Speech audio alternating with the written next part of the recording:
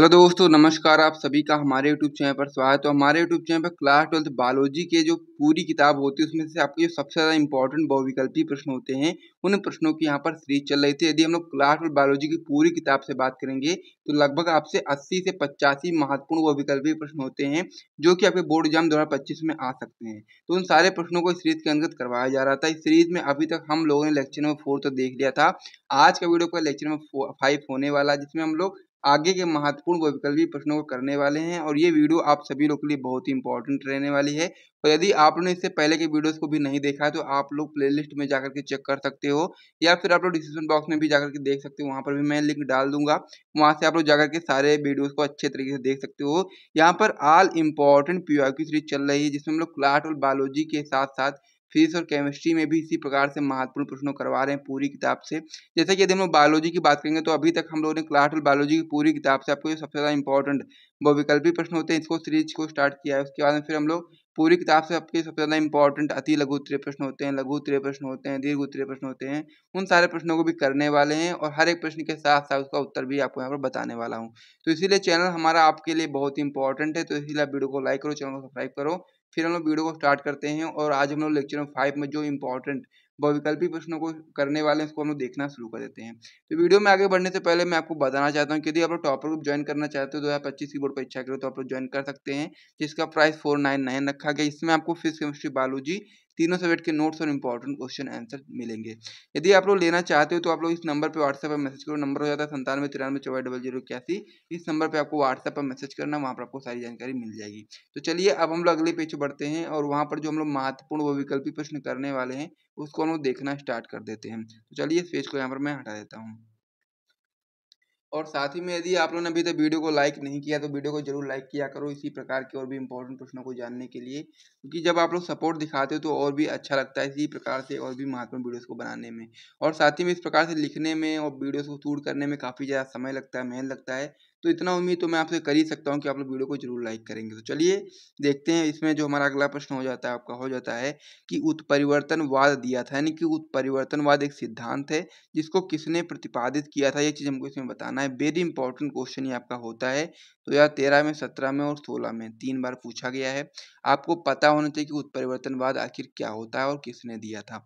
तो उत्परिवर्तनवाद के ऊपर यदि हम बात करेंगे तो ये आपका एक क्वेश्चन जो है ये आपका दीर्घ उत्तरीय या फिर लघु उत्तरीय में प्रश्न बन सकता है। जब हम लोग क्वेश्चन करेंगे दीर्घ उत्तरीय वाला या फिर लघु उत्तरीय वाला तो उसमें आपको उत्परिवर्तनवाद के बारे में पूरा डिटेल में बताऊंगा। फिलहाल बहुविकल्पी में यही आएगा कि उत्परिवर्तनवाद किसने दिया था, तो आप लोग बताएंगे ह्यूगो डू व्रीज ने दिया था। तो इसीलिए आप लोग इस वाले ऑप्शन पर सही टिक लगा लीजिए और इसको अच्छे ढंग से याद कर लीजिए कि उत्परिवर्तनवाद किसने दिया था। बहुत ही महत्वपूर्ण प्रश्न है, आपके बोर्ड परीक्षा में आ सकता है, इसीलिए मैंने यहाँ पर लिखा है और ये आपके बोर्ड एग्जाम में कई बार आया हुआ भी है। तो इसे आप लोग नोट कर लीजिए, याद कर लीजिए। फिर हम लोग अगले क्वेश्चन की ओर बढ़ते हैं। अगला प्रश्न आपका इसमें दिया गया कि ब्रह्मांड की उत्पत्ति से संबंधित बिग बैंग परिकल्पना किसने प्रतिपादित की, यानी कि ब्रह्मांड की उत्पत्ति से संबंधित बहुत सारी वैज्ञानिकों ने अपने अपने कह सकते हैं सिद्धांत प्रतिपादित किए। उसमें से एक सिद्धांत है आपका बिग बैंग परिकल्पना। ये किसने प्रतिपादित किया, ये चीज़ हमको इसमें बताना है। तो यहाँ पर आपको यहाँ पर याद रखना है कि आपका जो बिग बैंग परिकल्पना है यह आपका वैज्ञानिक जो थे उन्होंने प्रतिपादित किया था, कार्ट व लाप्लास ने इस परिकल्पना को प्रतिपादित किया था। तो इसीलिए आप लोग इस वाले क्वेश्चन को भी याद कर लीजिए अच्छे तरीके से। फिर हम लोग अगले क्वेश्चन की ओर बढ़ते हैं।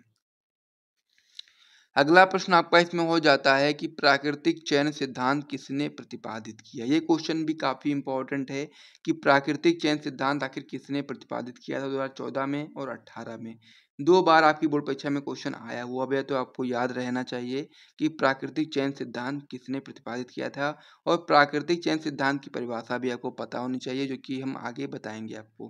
तो यहाँ पर यदि हम लोग बात करेंगे कि किसने प्रतिपादित किया तो आप लोग यहाँ पर बताएंगे कि प्राकृतिक चयन सिद्धांत डार्विन ने प्रतिपादित किया था। तो इसीलिए आप लोग इस वाले ऑप्शन पर सही टिक लगाएंगे। और साथ ही में जिसको भी इसका आंसर पहले से पता था वो लोग कमेंट करके बताइएगा। और साथ ही में यदि आप लोगों को नहीं पता था तो भी आप लोग साथ ही साथ में हमारे कमेंट बॉक्स में कमेंट करते हुए चलो हर एक क्वेश्चन का उत्तर, ताकि आप लोगों के क्वेश्चन याद होते रहें और आप लोग अपने बोर्ड एग्जाम में अच्छा स्कोर कर पाओ। तो चलो अब हम लोग अगले क्वेश्चन की ओर बढ़ते हैं। अगला प्रश्न आपका इसमें दिया गया है कि जातियों की उत्पत्ति पुस्तक किसने लिखी थी। एक आपकी बुक है जिसका नाम है जातियों की उत्पत्ति। तो इस बुक का कह सकते हैं किसने लिखा था, ये चीज़ हमको इसमें बताना है। तो डार्विन जो है आपका ये सही आंसर होता है। तो डार्विन ने ही जातियों की उत्पत्ति पुस्तक लिखी है, तो इसीलिए आप लोग इस वाले ऑप्शन पर सही टिक लगाओगे। अच्छे तरीके से याद कर लोगे, क्वेश्चन भी आपके बोर्ड एग्जाम में बन सकता है, इसीलिए यहाँ पर लिखा गया है। जितने भी क्वेश्चन यहाँ पर बताए जा रहे हैं सभी आपके बोर्ड एग्जाम में बन सकते हैं, इसी वजह से यहाँ पर बताए जा रहे हैं। सारे आपके महत्वपूर्ण प्रश्न हैं, तो इसे आप लोग नोट करिए। अगले क्वेश्चन की ओर फिर हम लोग बढ़ते हैं। अगला प्रश्न आपका इसमें दिया गया है कि आधुनिक मानव का निकट संबंधी है, यानी कि जो हम लोग हैं आजकल के जो मानव है उसको हम लोग क्या बोलेंगे, आधुनिक मानव बोलेंगे। और आधुनिक मानव का जो सबसे निकट है, सबसे निकट जीव माना जाता है वो आपका चिंपैंजी होता है, क्योंकि आप लोग जानते हैं कि ये हमारे पूर्वज, आप लोग इनको मान सकते हो, इन्हीं से हमारे लोग का विकास हुआ है। और आधुनिक मानव का विकास इसी प्रकार से हुआ, कपि से। कपि हमारे पूर्वज हैं, तो इस प्रकार से हमें धीरे धीरे करके हमारा विकास होता चला गया और हम एक आधुनिक मानव के रूप में हो चुके हैं। और चिंपैंजी जो आपका होता है वो आधुनिक मानव का सबसे निकट संबंधी माना जाता है, इसीलिए आप लोग इस वाले ऑप्शन पर सही टिक लगाइएगा। फिर हम लोग अगले क्वेश्चन की ओर बढ़ते हैं। अगला प्रश्न आपका होता है डार्विन की फिंचे उदाहरण। ये क्वेश्चन भी आपका इंपॉर्टेंट है एनसीईआरटी का, कि डार्विन की जो फिंचे हैं वो किसका उदाहरण है। तो यहाँ पर ऑप्शन आपके दिए गए हैं अनुकूली अभिसरण का, अनुवांशिक अपवाहन का, या फिर अनुकूली विकरण का, या फिर इनमें से कोई नहीं। तो यहाँ पर सबसे पहले आपको क्वेश्चन को पढ़ना है, याद कर लेना है कि डार्विन की फिंचे जो उदाहरण है आपका वो आपका अनुकूली विकरण का है। ठीक है, क्या है, अनुकूली विकरण का है। तो इसको भी अच्छे ढंग से याद कर लीजिए। फिर हम लोग अगले पेज पर बढ़ते हैं। और साथ ही में यदि आपको वीडियो पसंद आ रहा है तो लाइक और सब्सक्राइब करना बिल्कुल भी मत भूला करो, क्योंकि आप लोगों के सपोर्ट से ये सारी चीज़ें हो पा रही हैं। तो इसलिए आप लोग सपोर्ट दिखाते रहो और वीडियो को लाइक और चैनल सब्सक्राइब जरूर कर दिया करो। यदि आप लोग वीडियो को देखते हो तो 1 सेकंड भी नहीं लगता है आपको वीडियो को लाइक करने में, तो लाइक कर दिया करो, कंजूसी मत किया करो, क्योंकि आप लोग के सपोर्ट से ही अच्छा लगता है इसी प्रकार की और भी महत्वपूर्ण वीडियोस को बनाने में। अगला प्रश्न आपका इसमें हो जाता है कि टाइफाइड के रोग जनक का नाम। ये क्वेश्चन बहुत महत्वपूर्ण है, आपको याद होना चाहिए कि टाइफाइड के रोग जनक का आखिर क्या नाम है। काफ़ी इंपॉर्टेंट प्रश्न है और ये क्वेश्चन आपकी बोर्ड एग्जाम में अक्सर बन ही जाता है। तो याद रखेंगे आप लोग कि टाइफाइड के रोग जनक का नाम होता है साल्मोनेला टाइफी। क्या नाम होता है आपका, साल्मोनेला टाइफी। इसको भी आप लोग अच्छे ढंग से याद करेंगे और महत्वपूर्ण प्रश्न है, तो इसे आप बिल्कुल भी स्किप मत करिएगा। अगला प्रश्न आपका इसमें होता है कि विषाणु का आनुवंशिक पदार्थ है। तो यहाँ पर यदि हम मनुष्य की बात करेंगे तो उसमें केवल डीएनए होता है, लेकिन जब विषाणु की बात हो रही होगी तो विषाणु का जो आनुवंशिक पदार्थ है वो डीएनए भी हो सकता है, आरएनए भी हो सकता है। तो इसलिए आप लोग याद रखेंगे कि जो विषाणु होता है उसका आनुवंशिक पदार्थ आरएनए भी हो सकता है और डीएनए भी हो सकता है। तो इस वाले ऑप्शन पर आप लोग सही टिक लगा देंगे। फिर हम लोग अगले क्वेश्चन की ओर बढ़ेंगे। अगला प्रश्न आपका इसमें दिया गया है चिकनगुनिया रोग का संचरण किसके द्वारा होता है। क्वेश्चन भी काफी इंपॉर्टेंट है, एनसीईआरटी का 2023 में आया हुआ भी है कि चिकनगुनिया रोग आखिर किसके संचरण के द्वारा होता है। ऑप्शन आपके हैं घरेलू मक्खी, काकरोच, एडीज मच्छर, या फिर मादा एनाफ्लीज। तो यहाँ पर आपको याद रखना है कि जो एडीज मच्छर होता है उससे चिकनगुनिया रोग का संक्रमण होता है। तो इस प्रकार से इसे भी याद कर लीजिए। फिर हम लोग अगले क्वेश्चन की ओर बढ़ते हैं। अगला प्रश्न आपका इसमें दिया गया है विडाल परीक्षण किस बीमारी की जांच में उपयोग किया जाता है। तो विडाल परीक्षण एक टेस्ट है जिसमें हम लोग किसी बीमारी का पता लगाने के लिए करते हैं। तो कौन सी है वो बीमारी जिसमें हम लोग विडाल परीक्षण का उपयोग करते हैं, जिससे हमको पता चलता है कि वो बीमारी है या नहीं है। ये क्वेश्चन काफी इंपॉर्टेंट है, 2022 और 23 में 2 बार बोर्ड परीक्षा में क्वेश्चन आया हुआ है, 20-22-23 में।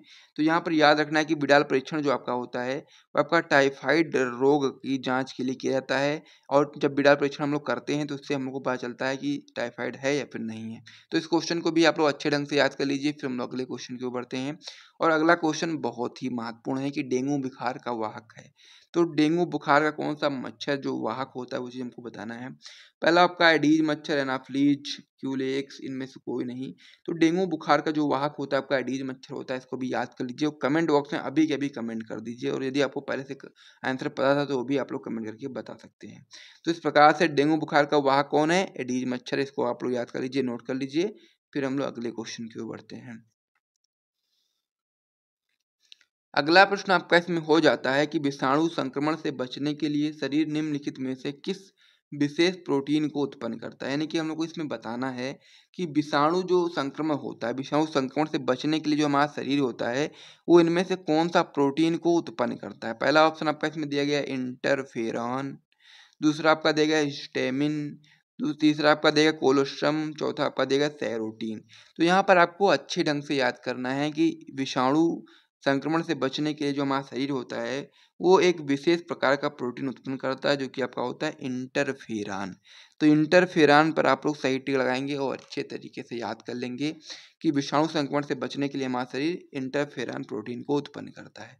तो इस प्रकार से क्वेश्चन भी अगर कंप्लीट हो गया तो यहाँ तक हम लोगों ने लेक्चर नंबर 5 को भी कंप्लीट कर लिया है। और यदि आपको यहाँ तक वीडियो पसंद आए तो वीडियो को लाइक करें, चैनल को सब्सक्राइब करें। फिर हम मिलते हैं नेक्स्ट वीडियो में, तब तक के लिए जय हिंद।